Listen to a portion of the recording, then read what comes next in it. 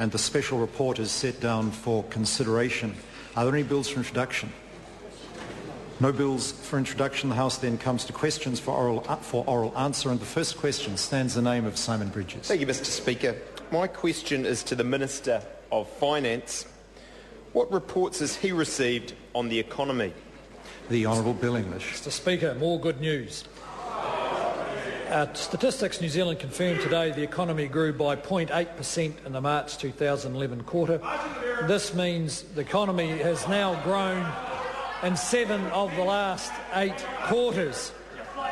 GDP growth has been 1.5% in the year to March 31st, despite the devastating Canterbury earthquake. It is a tribute to the resilience of New Zealanders that through that difficult period they have nevertheless moved to increase the wealth of this country. Today's figures show the recovery is underway and the pace of growth is picking up. Simon Bridges. Supplementary question. What factors drove today's GDP figures? The Honourable Bill English. Well, Mr. Speaker, quite surprisingly, manufacturing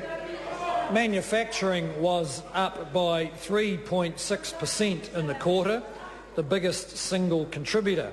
I'd have to say this is very encouraging in a job-rich part of the economy which took a hammering under the previous Labor government's big taxing, big spending policies.